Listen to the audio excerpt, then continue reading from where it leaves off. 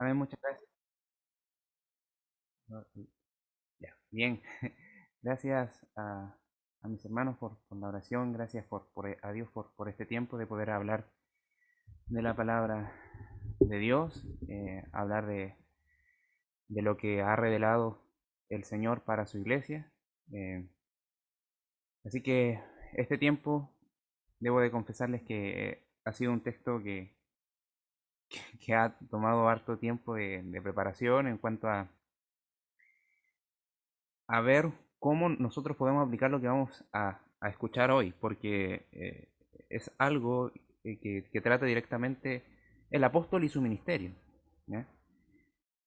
Pero para introducirlo, y creo que les puede servir, voy a contarles algo que yo hacía habitualmente cuando era niño, cuando era pequeño. Abrazaba con fuerza a mi madre. Siempre le decía que ese abrazo esperaba que fuese eterno. Y en ocasiones continuaba, después de ese abrazo, diciéndole que esperaba cuando fuese grande un montón de cosas, como una casa y cosas que se le ocurren a uno cuando niño. Ahora, ¿por qué les cuento esto? Es porque ese sentimiento se nutría debido al amor que yo recibía de mi madre, de mis padres, y también por gratitud al yo ver todo lo que me entregaban, tanto el esfuerzo que brindaban para cuidarme día a día. Todo me lo daban. Hoy entiendo que era el Señor quien me proveía y que les proveía para solventar la vida día a día, pero aunque haya habido escasez en algún momento o abundancia en otro, sabemos que es, era misericordia de Dios. Ahora, si yo no reconociera eso como adulto y si no hubiese reconocido eso cuando fui creciendo, habría sido un insulto para mis padres porque se desvelaban por ello, se desvelaban para tener un plato de comida en la mesa. El Señor proveía, pero ellos ponían su esfuerzo. Para mí sería una vergüenza no hacerlo. ¿Ya? El sentimiento que vamos a ver que embarga el texto que vamos a estar estudiando es similar, ¿ya? Es similar. ¿Por qué? Porque lo que vamos a estar hablando tiene se relaciona mucho con lo que personas entregan para beneficiar a otros y que supuestamente hay un lazo profundo de amor, pero llega un momento dado que se olvidan de la labor que se hicieron e incluso niegan una retribución justa. Porque si yo les preguntase, ¿es justo recompensar a aquellos que han dado todo por nosotros? Por supuesto que sí, sería una respuesta lógica. Entonces, lo que vamos a ver es algo similar, muy relacionado con lo que el apóstol hizo con la iglesia de Corinto. Vamos a estar hablando sobre lo que el capítulo 9 de los primeros 10 versículos nos narra. Pablo va a defender su derecho, que como apóstol puede recibir respaldo económico de las personas que se benefician de su ministerio y también ver frutos de su ministerio y que se lo reconozcan. ¿Ya? Esto obviamente viene ligado con el servicio de amor que hemos visto en las últimas exposiciones. El amor como ley y norma general para aplicar la palabra del Señor, para pastorear, incluso para corregir y enseñar. ¿Ya? Por eso este paréntesis, porque Pablo lo hizo, todo lo que hizo para predicarles el Evangelio a personas desconocidas en el lugar de Corinto, fue en amor. Lo que hoy día vamos a entender es que Dios ha establecido por su gracia que cualquier servidor tiene la autoridad de esperar frutos de su labor. Suena un poco fuerte, pero es lo que vamos a ver en la escritura. Dios ha establecido por su gracia, no porque lo merezca alguien, sino que es por su gracia que cualquier servidor de él tiene la autoridad de esperar frutos por su labor. Así que vamos a ir al texto que tenemos para hoy, que es 1 Corintios, como ya le dije, 9, y vamos a leer los primeros 10 versículos. Dice así: no soy apóstol, no soy libre, no he visto a Jesús, el Señor nuestro. ¿No sois vosotros mi obra en el Señor?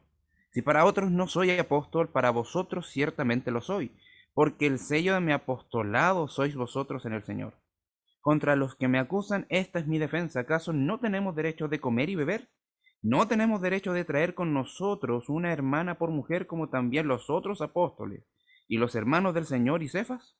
¿O solo yo y Bernabé no tenemos derecho de no trabajar? ¿Quién fue jamás soldado a sus propias expensas? ¿Quién planta viña y no come de su fruto? ¿O quién apacienta el rebaño y no toma de la leche del rebaño? ¿Digo esto solo como hombre? ¿No dice esto también la ley? Porque en la ley de Moisés está escrito, no pondrás bozal al buey que trilla. ¿Tiene Dios cuidado de los bueyes?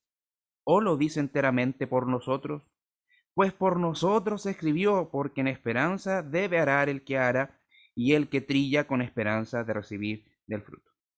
Bien, antes de mencionar el título que le coloqué a este sermón, vamos a orar.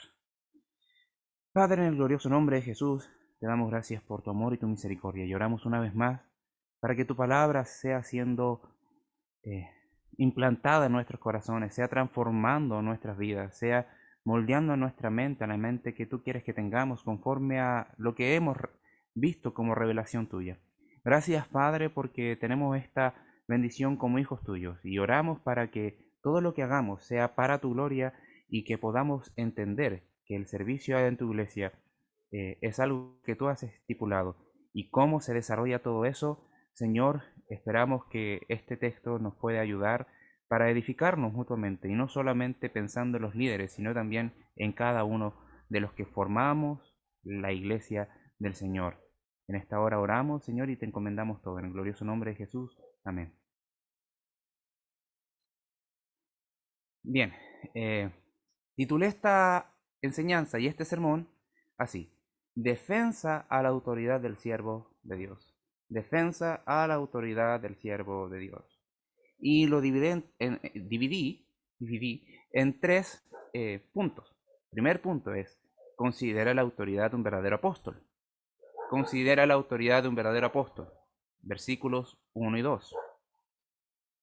Punto 2. Considera la autoridad de vivir por tu servicio a Dios. Versículos 3 al 7. Considera la autoridad de vivir por tu servicio a Dios. Versículos 3 al 7. Y punto 3 dice, Dios concede autoridad de esperar frutos. Versículos 8 al 10. Dios concede autoridad de esperar frutos.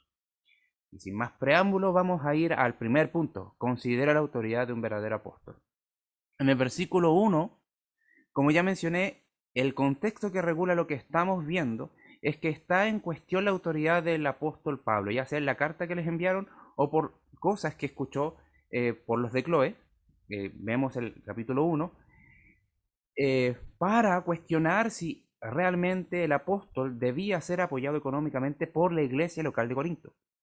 ¿Ya? Esta sección de que nosotros encontramos en la escritura comienza con preguntas retóricas, como son evidentes al leerla, que tienen el fin de confrontar a los hermanos de Corinto que cuestionaban la autoridad del apóstol Pablo. No necesariamente todos eran, pero sí había una cantidad importante. Entonces los estaba confrontando con estas preguntas. Si notan, estas preguntas tienen la calidad de afirmación. Versículo 1 dice, no soy apóstol, no soy libre. Ahora, al preguntar si es apóstol, está diciendo que sí lo es, ¿ya? Que sí es un enviado de Cristo y por Cristo. Así cuando pregunta si es libre, en realidad lo está afirmando que también es libre.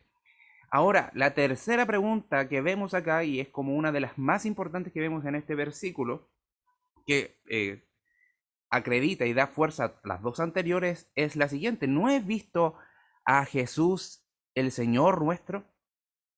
Con esta pregunta está afirmando que sí lo ha visto. La pregunta con la finalidad la hace para demostrar que su apostolado es real y que se centra en la misma autoridad de haber visto al Señor, de haber estado con Él. Es uno de los requisitos más fuertes para reconocer un verdadero apóstol. ¿Ya? Y esto tenemos que tenerlo siempre bien en mente. Quizás la mayoría de nosotros lo sabemos, pero es necesario recordarlo. Un apóstol es aquel que ha estado con el Señor Jesucristo y lo vio y recibió su mandato, recibió su enseñanza directamente, cara a cara, ¿ya? Eso le da la autoridad al apóstol de decir que son apóstoles, porque recibieron por boca del Señor mismo, el mandato de predicar el evangelio a las personas, ¿ya?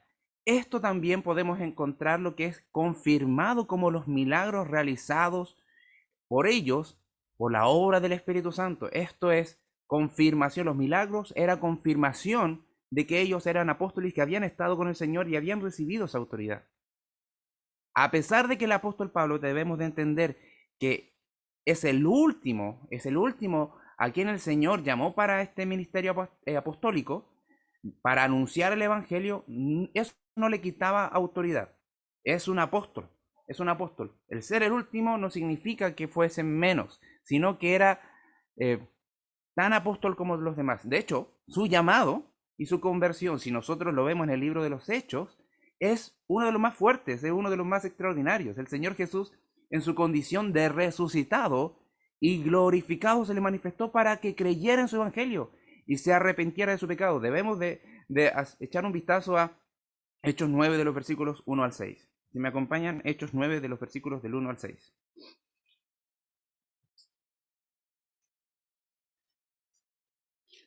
Dice así: Saulo, respirando aún amenazas y muerte contra los discípulos del Señor, vino al sumo sacerdote y le pidió cartas para las sinagogas de Damasco, a fin de que si hallase algunos hombres o mujeres de este camino, los trajere presos a Jerusalén. Mas yendo por el camino, aconteció que al llegar cerca de Damasco, repentinamente lo rodeó un resplandor de luz del cielo, y cayendo en tierra oyó una voz que le decía: Saulo, Saulo, ¿por qué me persigues? Él dijo: ¿Quién eres, Señor? Y le dijo: Yo soy Jesús a quien tú persigues. Dura cosa te es dar cosas contra el aguijón. Él, temblando y temeroso, dijo: Señor, ¿qué quieres que yo haga? Y el Señor le dijo: Levántate y entra en la ciudad, y se te dirá lo que debes hacer. Solo este relato, hermano, solo esta porción de las Escrituras reafirma su autoridad. Al llamado del Señor, inmediatamente responde: Señor, ¿qué quieres que yo haga? Vio su resplandor desde el cielo. Y por eso la pregunta: ¿no he visto al Señor nuestro? O sea, ¿no he visto al Señor nuestro? A Jesús, nuestro Señor. Pero no solamente está incluyendo esto. Debemos saber que el apóstol Pablo, al ser el último, ¿cómo iba a aprender tanto lo que aprendieron los apóstoles en esta nueva etapa? Porque el Señor Jesucristo ya había resucitado y estaba glorificado. Bueno, en Gálatas vemos que el Señor Jesucristo mismo le enseña de las verdades del Evangelio. Entonces está amparando aquí, está defendiendo su autoridad como un verdadero apóstol. Veamos en Gálatas 1 del 15 al 18. Son solo 3 versículos. Vamos a ver qué es lo que nos dice esta carta. Dice así: Pero cuando agradó a Dios, que me apartó desde el vientre de mi madre y me llamó por su gracia, revelará a su Hijo en mí, para que yo lo predicase entre los gentiles, a los no judíos, a los no israelitas, a los de otra nación, no consulté enseguida con carne y sangre, ni subí a Jerusalén a los que eran apóstoles antes que yo, sino que fui a Arabia, al desierto, y volví de nuevo a Damasco después pasado 3 años. Subí a Jerusalén para ver a Pedro y permanecí con él 15 días. Pasó el apóstol Pablo buscando al Señor y estando con el Señor 3 años. Pablo tiene toda la autoridad para presentarse como un fiel testigo, como un fiel apóstol que recibió del Señor mismo la enseñanza del Evangelio, como un genuino emisario, como un genuino enviado, como un verdadero apóstol. Apóstol es enviado, emisario.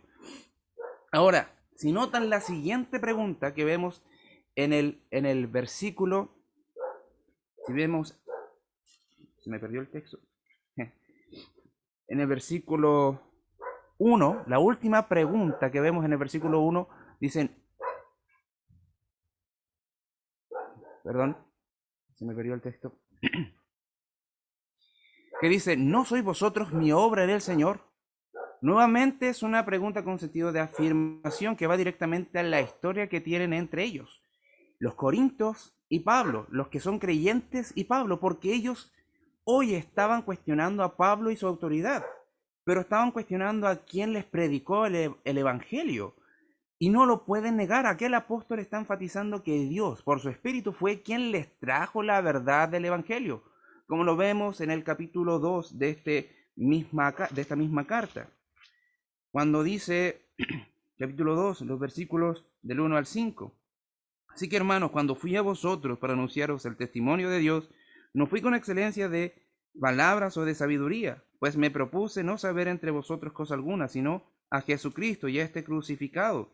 Y estuve entre vosotros con debilidad y mucho temor y temblor.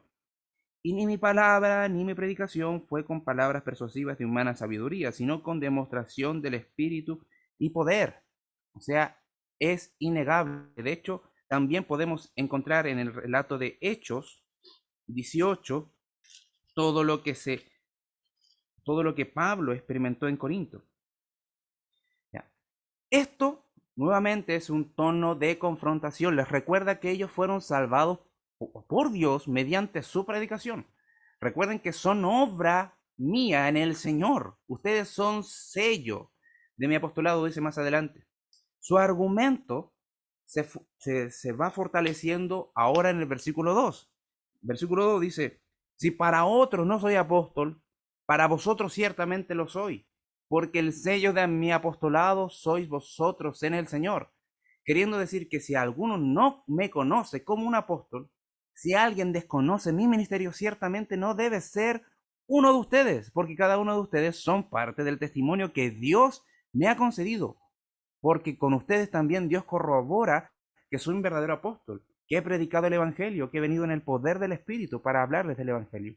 El apóstol dice, son mis sellos, son mi prueba, que es un estampado, es una impresión de que es un apóstol, realmente enviado por el Señor Jesucristo. Un verdadero predicador del Evangelio del Señor. ¿Ya? Ahora en estos dos versículos, que es la primera parte de su defensa, comienza con la base que su autoridad, ministerio y fruto de su servicio es muestra de que realmente lo constituyó como un apóstol, que lo plantó como un apóstol dentro de la iglesia, apelando a que ellos lo saben, así que recuérdenlo. Ustedes experimentaron conmigo la salvación por voluntad de Dios, no porque sea capaz, sino por la voluntad de Dios que me eligió a mí para predicarles el Evangelio a ustedes. Aunque quieran negarlo, no pueden, porque tenemos una historia y el Señor la ha verificado y corroborado. Es como si un enfermo terminal recibiese la visita del mejor médico que hubiese en la vida y lograra su recuperación. Lo más lógico que este enfermo hiciera es agradecer y reconocer su calidad como profesional, y si tiene que pagar algo, lo va a pagar. Bueno, esto se compara levemente con lo que Dios hizo con los creyentes de Corinto por medio del apóstol Pablo. Ellos no estaban enfermos, hermanos, sino que estaban muertos en sus delitos y pecados, y la predicación del Evangelio por boca del apóstol, Dios le dio vida eterna cuando creyeron en Jesús como Salvador y se arrepintieron de su pecado. Esto es clave, esto es clave. Lo que ellos recibieron por boca y por el servicio del apóstol fue vida y vida eterna.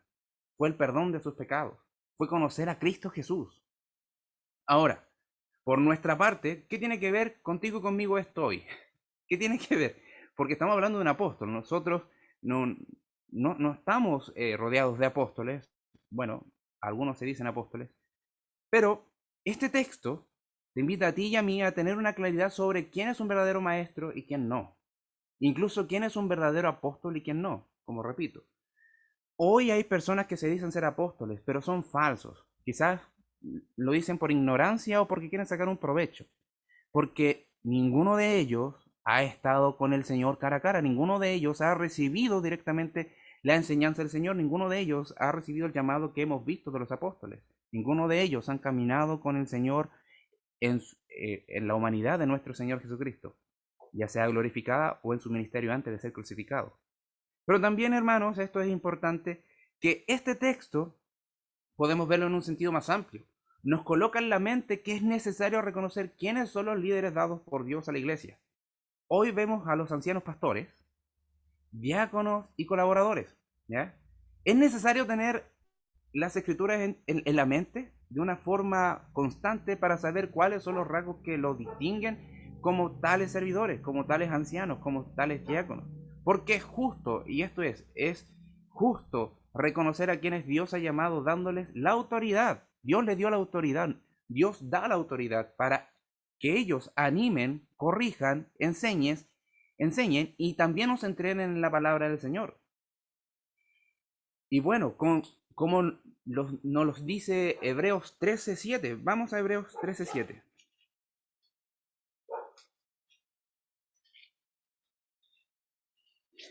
Hebreos 13:7. ¿Qué es lo que dice? Acordaos de vuestros pastores, ancianos, que os hablaron la palabra de Dios. Considerad cuál haya sido el resultado de su fe, su conducta e imitar su fe. Bueno, acá se está refiriendo a la fe perseverante en el evangelio que ellos tienen, que no transan la palabra de la cruz, el sacrificio de Cristo es su pasión y anuncian la salvación una y otra vez para tratar con tu pecado y santificarnos, y también para salvar al que es incrédulo. Lo que el texto nos está diciendo es honrar el ministerio, el servicio que ellos han recibido para obedecer a Dios, porque ellos están honrando y adorando a Dios con su obediencia. Les honramos porque ellos están honrando a Dios con su obediencia. Esto de manera práctica, hermanos, para bajar un poco más. Piensen en los líderes de nuestra congregación o en otros y oremos por ellos. Reconozcámosles su servicio. Y si hay algo que podamos aportarles para que crezcan, hagámoslo. Pero fundamentalmente velemos por ellos también en oración y reconozcamos cuáles son los dones y ministerios que el Señor les ha dado. Pero también, hermanos, para no dejar fuera, entre la iglesia siempre hay hermanos y hermanas que el Señor ha usado con sus dones y talentos para bendecir nuestra vida espiritual, porque ella o él se han percibido como un servidor de Dios. Y es verdad, ellos reconocen la verdad de Dios, que son servidores de Dios, que somos siervos de Dios. Entonces permanentemente buscan al Señor y permanecer en el Evangelio. Entonces en el momento oportuno pueden dar un consejo. ¿Qué tenemos que hacer? Agradecerles, animarlos a seguir y a nosotros animarnos a seguir ese mismo ejemplo. También busquemos la forma de servirnos unos a otros en el amor. Ahora, esto es muy concentrado en la iglesia y es un tema administrativo o de liderazgo en la iglesia, pero ¿qué podemos decir al incrédulo de este texto? Que en nuestra iglesia, nuestra labor y nuestro foco no es que nos reconozcas, sino que escuches el Evangelio del Señor Jesucristo. Eso es lo que distingue un ministro del Señor. Estar anclado en el Evangelio del Señor Jesucristo, vivirlo, experimentarlo y comunicarlo. Que te hablan de la salvación de la cruz por medio de Jesús, su sacrificio, y también reconociendo que su vida fue santa y también que hubo un día que se levantó de entre los muertos, al tercer día de haber muerto en aquella cruz. Eso es lo que queremos comunicar a los incrédulos, más que que entienda si es un ministro o no, que es un servidor de Dios o no.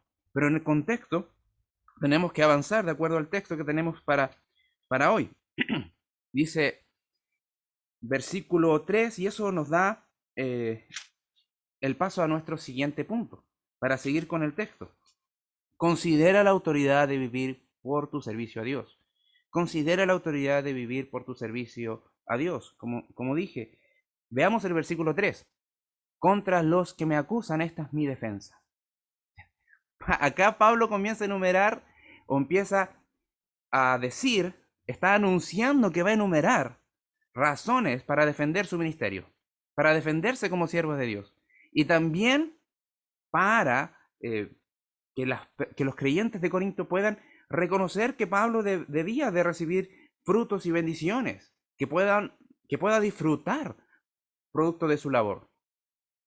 Como ya se mencionaba, habían acusadores que no les parecía que el Señor hubiese establecido a Pablo como un apóstol igual que los otros. Entonces, por lo mismo, no debían recibir ofrendas económicas como los otros apóstoles, porque la ofrenda era para la iglesia de Jerusalén.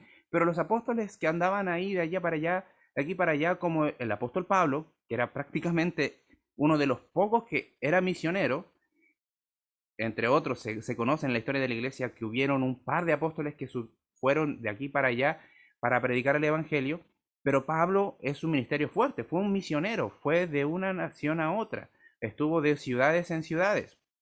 Entonces, en este contexto, pareciese que no les convencía de que Pablo tenía la misma categoría.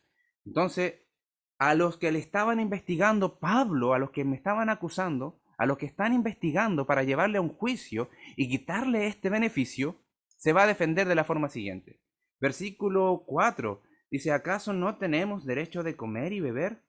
Su defensa sigue de la misma forma, con preguntas. Como comenzó, sigue con preguntas. Y vamos a ver que este versículo 4 es el primero de muchos y que va a empezar a dar ejemplos y abarcando una amplitud de muchas cosas de las que puede vivir y las que puede disfrutar un siervo del Señor, un apóstol en este caso, en este contexto. Y parte con lo básico, comer y beber. Es una pregunta lógica a esto. No tenemos derecho, y la palabra derecho acá es autoridad. No tenemos eh, derecho de comer y beber. La respuesta se da por sí sola. Obvio, no vamos a querer que mueras por inanición. Entonces, por eso les pregunta, ¿es lo mínimo que debemos de tener como servidores del Señor, Pablo y Bernabé, para el día a día? Alimento. Porque no solo eran ministros del Señor, sino que ya mencioné, eran, eran misioneros, iban de aquí para allá. Pero además de eso, en Hechos 18:3, notamos que el apóstol Pablo trabajaba haciendo tiendas, pero de igual forma podía ser ayudado económicamente por quienes ellos habían pastoreado. Versículo 5 dice, continúa, no tenemos derecho de traer con nosotros una hermana por mujer como también los otros apóstoles y los hermanos del Señor y Cefas. El apóstol, esto es lo que es algo súper claro. Si no estaba casado era por voluntad propia y por don de Dios. Eso es. Si no estaba casado era por voluntad de Dios. Así que no es que algo que me fuese prohibido. Pedro estaba casado, los hermanos del Señor estaban casados y algunos otros apóstoles también estaban casados. ¿Por qué? Porque el matrimonio nunca fue un impedimento para servir al Señor, así que no debemos de prohibirle algo que el Señor no le está prohibiendo. Tenemos que pensar que solo Dios es el que distribuye sus dones de acuerdo a su voluntad en la iglesia. Pero más allá no podemos prohibir ni limitar, ni tampoco empujar, sino que aceptar cuál es la voluntad del Señor. Ahora en el versículo 6, o solo yo y Bernabé no tenemos derecho de no trabajar. Notamos que salta un punto importante y que nosotros entendemos hoy claramente, que los pastores o que el líder de la iglesia que está dedicado por completo a la oración y al estudio de la palabra y a la enseñanza de la palabra, eh, es preferible que esté sin trabajar. Esta es una pregunta, a diferencia de las otras, totalmente de confrontación. Ya no es solamente una que esperando una respuesta sencilla, sino de confrontación. Es como para que lo piensen un poco, dejando en evidencia que su criterio que tienen para tratar a ellos, a todos los apóstoles, era parcial. ¿Por qué? Porque pensaban que solamente los que estaban en Jerusalén podían dedicarse a la oración y a la palabra sin trabajar. Pero esto era algo ya establecido. Todo aquel creyente apartado por el Señor para este ministerio podía vivir de su servicio. Esto también podemos notar lo que es un principio que viene del Antiguo Testamento. En el Antiguo Testamento vemos que los sacerdotes se dedicaban a ministrar, a servir a lo que Dios le mandaba, ¿ya? Eso era algo así, no era otra cosa. Los sacerdotes en la antigüedad, en el pueblo de Israel, no era que eh, tuviesen que trabajar para tener el sustento diario, no. Se les reconocía por su labor de estar entregados a Dios, porque era llamado de Dios y don de Dios. En este contexto de la iglesia, Pablo, y específicamente en su relación con los corintios, les está aclarando e informando que él y Bernabé, como misioneros, tienen tanto derecho como los demás para recibir un sustento económico, para llevar a cabo su trabajo ministerial. Esta iglesia era conflictiva a pesar de que el Señor los salvó por medio de la predicación del apóstol Pablo.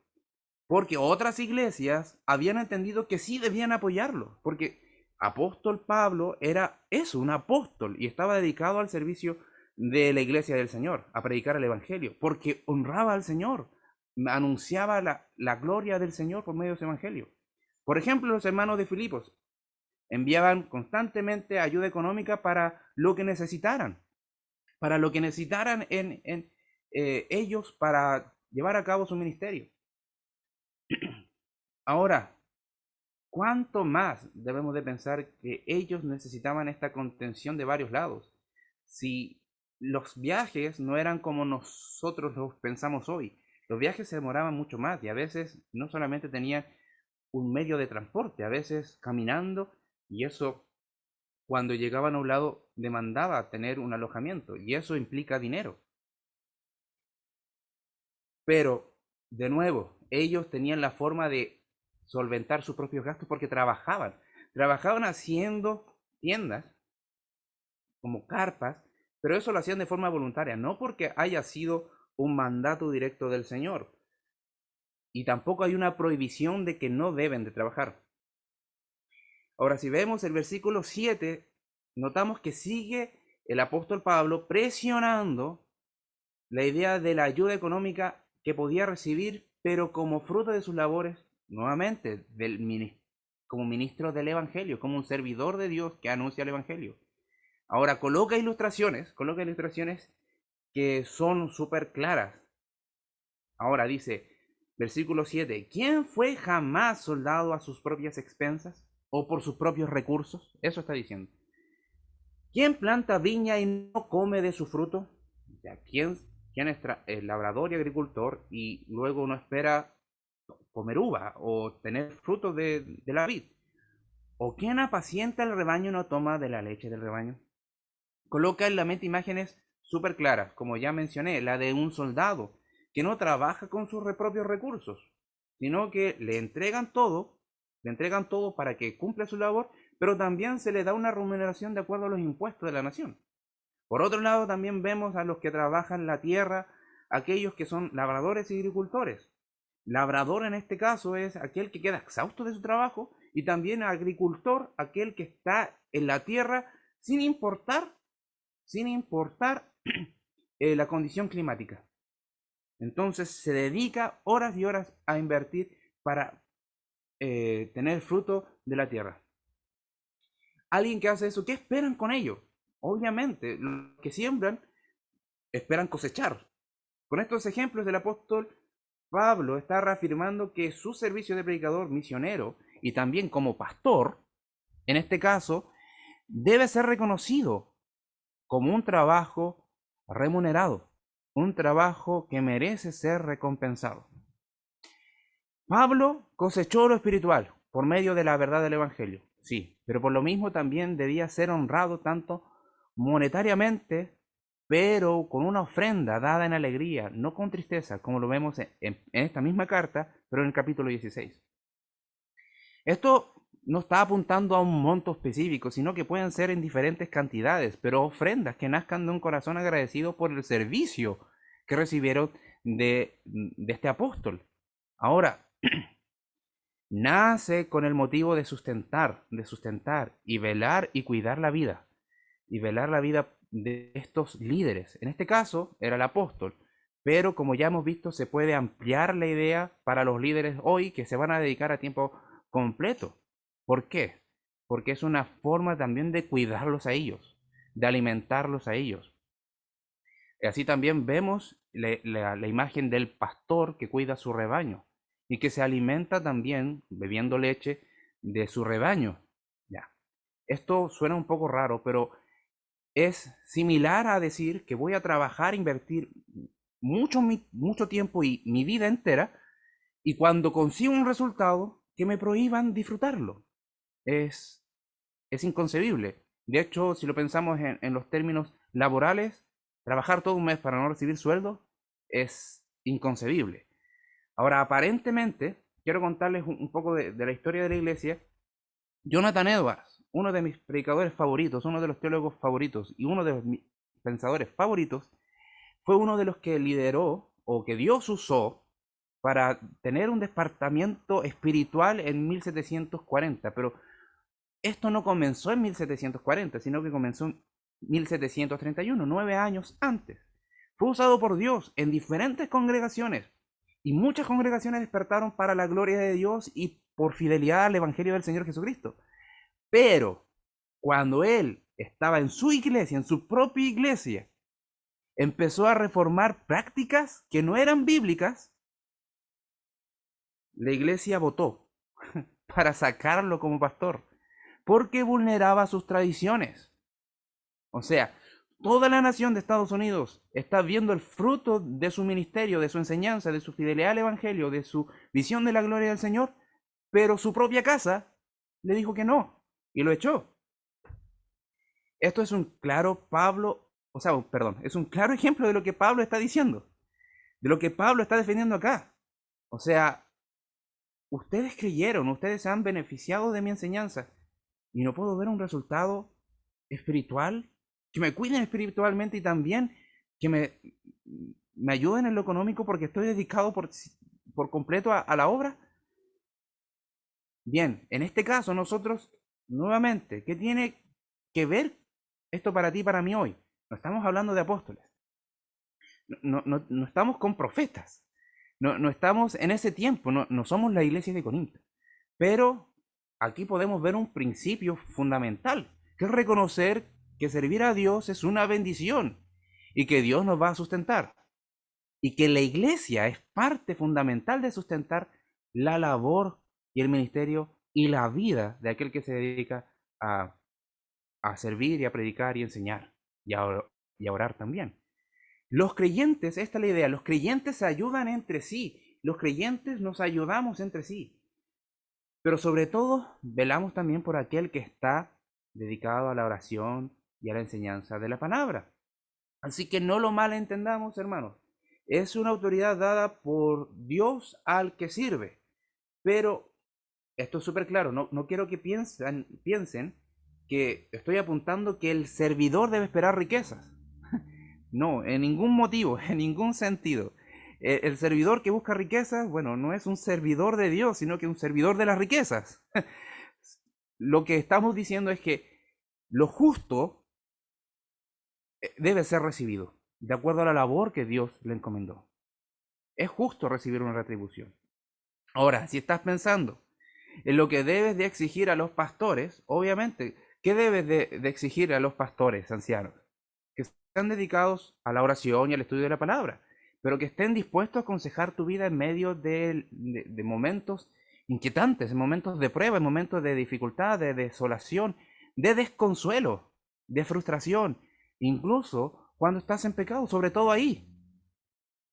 ¿Por qué? Porque por ese medio te vamos a estar mostrando el amor del Señor. Te van a estar mostrando el amor del Señor, hablándote del Evangelio, llevándote a la cruz, llevándote a vivir una vida que adore al Señor. Pero también hermanos, es una advertencia para que nos cuidemos. Nos cuidemos de querer líderes a tiempo completo y que sean algo que la Biblia no nos está pidiendo que sean. O esperar que dejen de hacer algo que la Biblia no se los prohíbe. Eso es agregar cosas a la palabra del Señor. No es algo que podamos notar quizás específicamente. Así que hay que tener nuevamente la palabra del Señor para que eso no sea un pecado que perturbe si perturbe la comunión que podemos tener como iglesia entre también la congregación y sus hermanos a tiempo completo o que se van a dedicar a tiempo completo. Pero tampoco tiene la idea, esto es súper clave también, tampoco aquí Pablo está diciendo que los pastores, o en ese caso los apóstoles, debían ser holgazanes, que estén sacando dinero y dinero de la congregación y vivir como a ellos les guste, eh, porque la iglesia debe de mantenerlo. Eso es un rotundo no. No está diciendo esto el apóstol Pablo. Para nada. Es lo que ya les he estado mencionando. Pero es algo que debía de mencionar. Ahora, lo que está diciendo nuevamente, y repito, que debemos dar de acuerdo a lo que necesiten a los servidores de Dios, siendo retribuidos con el fruto de su trabajo, que fue establecido por Dios, y eso es una autoridad dada por Dios. Ahora, nuevamente, ¿qué tiene que ver esto con los incrédulos? ¿O qué tiene que ver con esto a los hermanos que quizás, o las personas que están entre nosotros y que no conocen al Señor?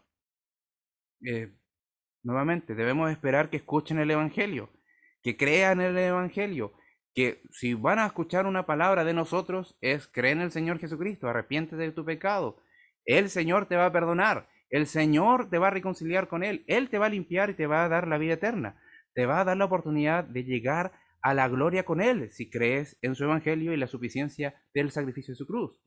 Y si vas a dar algo, Bueno, que eso es una obra del Señor, que nazca de tu corazón, no porque te lo estamos pidiendo. Lo que queremos no es tu dinero, es que Dios salve tu alma. Bien, ahora, esto, esta idea de la retribución y de la recompensa, nuevamente se extiende en los versículos siguientes, y lo que nos da lugar a nuestro tercer punto es: Dios concede autoridad de esperar frutos. Dios concede autoridad de esperar frutos. En el versículo 8, Pablo sigue con su argumento en este texto, sigue con su argumento y de la misma manera, con preguntas. Dice lo siguiente, versículo 8: ¿digo esto solo como hombre? ¿No dice esto también la ley? En realidad, en el original, esto es una pura pregunta. Estas dos preguntas es una pura pregunta. Y que están enunciando lo que viene en el versículo 9 y 10, que está diciendo que lo que voy a decir ahora es autoridad incuestionable del Señor, porque está en su ley. Versículo 10, porque la ley de 9 y 10, porque la ley de Moisés está escrito: no pondrás bozal al buey que trilla. ¿Tiene Dios cuidado de los bueyes o lo dice enteramente por nosotros? Pues por nosotros escribió, porque con esperanza debe arar el que ara, y el que trilla con esperanza de recibir fruto. Esta es una cita directa de Deuteronomios 25:4. Solamente me gustaría que hiciesen el ejercicio de ir a Deuteronomios 5:4 para que vean un poco el contexto. Y es literal. Dice: no pondrás bozal al buey cuando trillare. Y estaba aquí el contexto reglamentando leyes de trato entre los habitantes de Israel. Y antecedía aquellos que robaban de la propiedad de otro, o que delinquían a la propiedad de otro. ¿Ya? Este versículo, qué está tratando de decir? Está estableciendo que el trabajador que consigue un producto en su hogar debe disfrutar de lo que consiguió. Y eso está resguardado por el Señor. Así que quien usurpe eso es considerado culpable, es un pecado. Es pecador aquel que usurpe ese derecho, porque es una autoridad dada para aquel que sirve, el que trabaja. Aquí en el contexto eran términos personales, propios, de la vivienda de cada uno. Pero aquí Pablo lo está utilizando y está dando su interpretación, que también se aplica a los líderes apostólicos y también a los pastores que van a seguir en la iglesia. Vemos en el versículo 10 la interpretación y es clara. Debes de esperar confiadamente que, que lo que tú hiciste tenga un fruto, que tengas una recompensa, que tu predicación tenga un resultado, sea espiritual y puede ser, si estás dedicado a tiempo completo, también una remuneración constante. Esto es un sustento para tu vida. Claramente, Dios acá, porque estamos en la autoridad del Señor, Dios estableció la ley y lo que está haciendo el apóstol Pablo está interpretando en el contexto de la iglesia que es natural que el siervo de Dios, que dedica su vida al ministerio, espere vivir de ello. No nos puede parecer raro, eso es algo esperable. Obviamente, no para riqueza, sino para vivir y dedicarse al ministerio. Y las iglesias locales, en este caso la iglesia de Corinto, tenía problemas con aceptarlo, con aceptar que esto fuese así. Quizás tenían resentimiento producto de que Pablo pasó un tiempo y después tenía que ir a otras iglesias, o simplemente era: tiene tantas iglesias que ha fundado, ¿por qué quiere nuestra ayuda si otros ya también le están ayudando? Y estaban pasando por alto este principio, esta autoridad es parte de él, es parte de él, es parte de lo que él de lo que sembró y va a cosechar.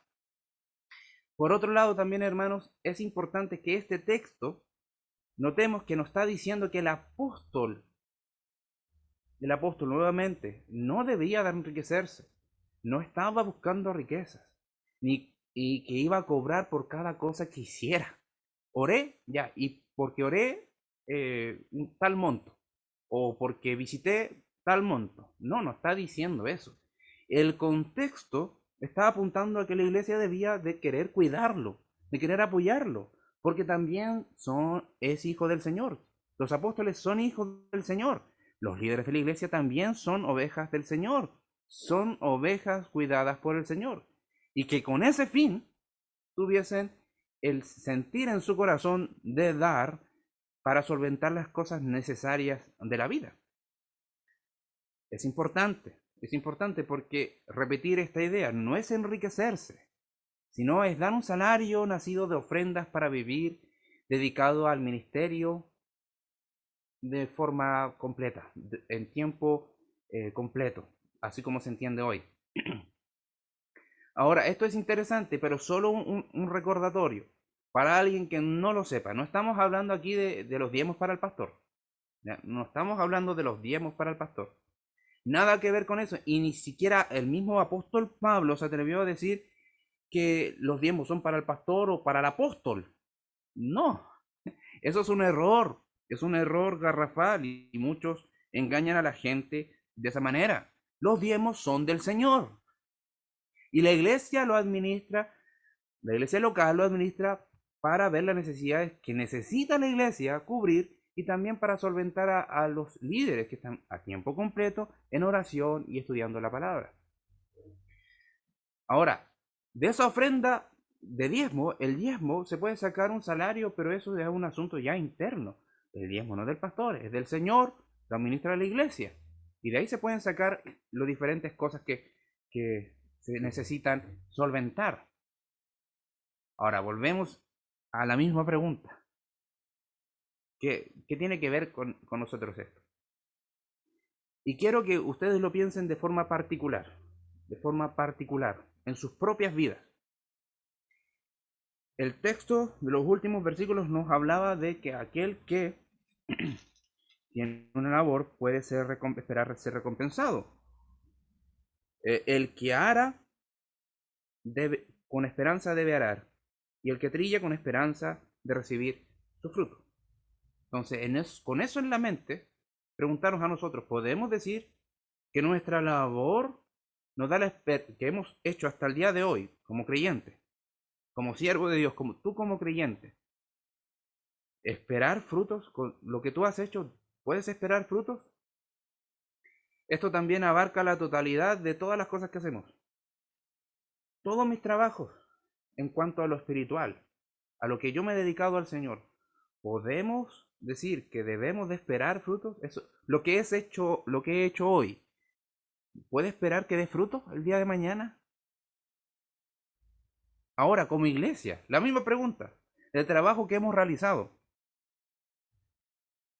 ¿qué frutos podemos esperar de lo que hemos hecho hasta ahora? Nuevamente, como iglesia, ¿podríamos esperar que crezcamos en número de miembros y también en madurez espiritual?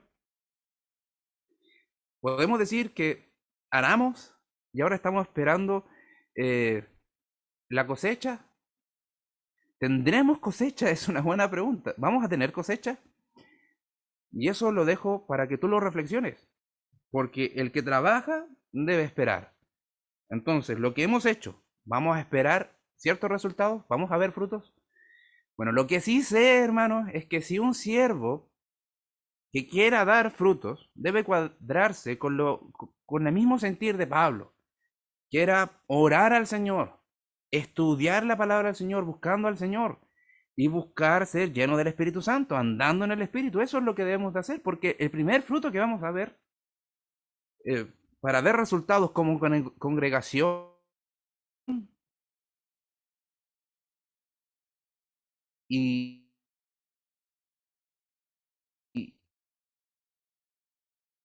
nuestra propiedad, no progreso. Porque si buscamos esto, nos ocupamos de hacer la labor que el Señor quiere que hagamos, vamos a ser transformados a la imagen del Señor. Eso es innegable. Pero ¿el fin cuál es? Vivir, predicar y experimentar la gracia del Señor y la suficiencia que vemos toda poderosa en el Evangelio del Señor. Que esa sea nuestra meta. Y no necesariamente lo monetario. Vamos a lo espiritual y si se cosechan cosas materiales, amén, gloria al Señor. Esperemos que los dividendos crezcan después. Lo primero es ocuparnos, como lo hizo Pablo, de ser fieles al Evangelio y servir con eso en mente. Bueno, finalmente, finalmente, llegando ya a lo último, ¿qué podemos sacar de todo este texto? De este sermón, defensa al servicio, no, defensa al siervo de Dios, defensa al siervo de Dios. ¿Qué podemos sacar con nosotros como, además de las cosas prácticas que ya he hecho, que ya he dicho, qué más podemos decir para ir cerrando todo?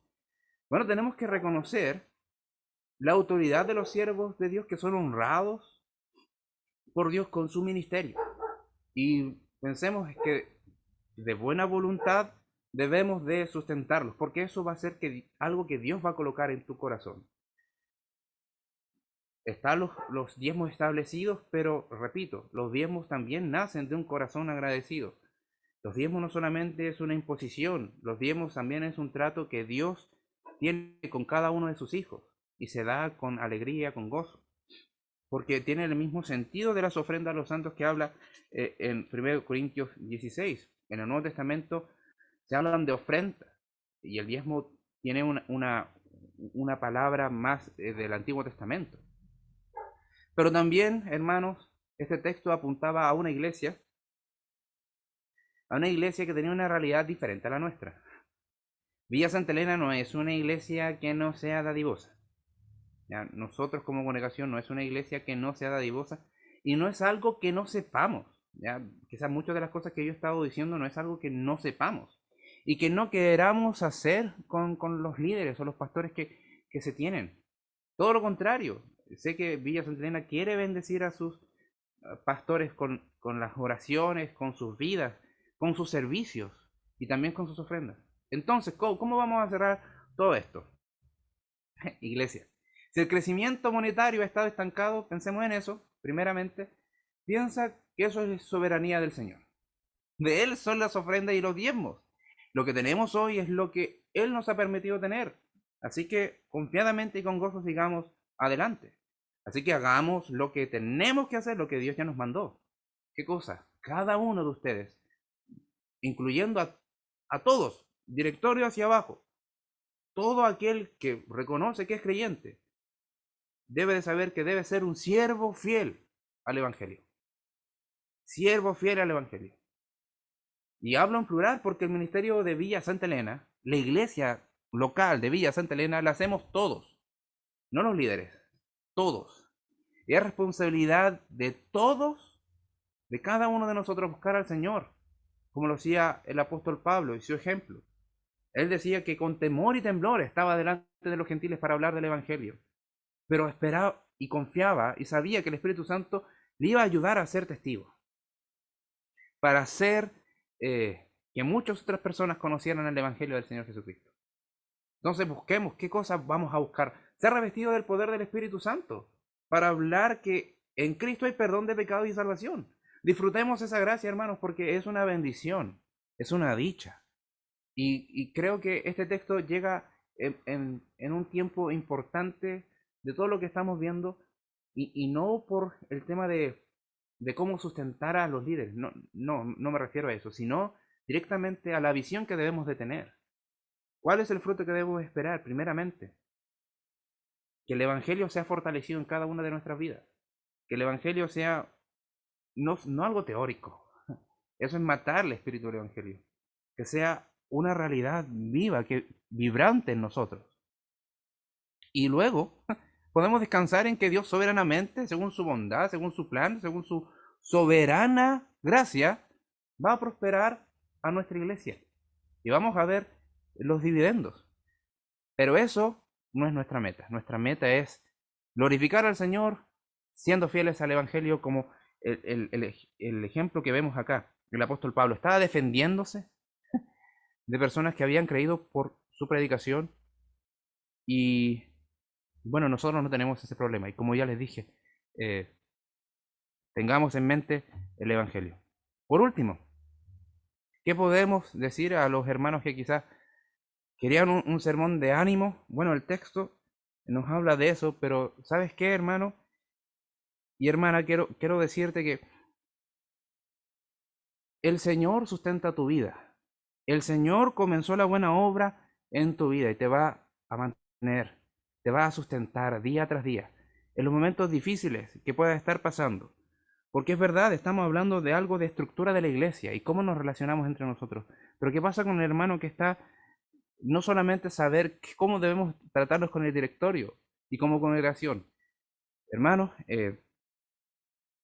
estamos seguros en el amor de Cristo. Y si el Señor nos ha llamado, Él nos va a sustentar para llevar a cabo su obra. Y esa es nuestra oración. Cuádrate en la oración.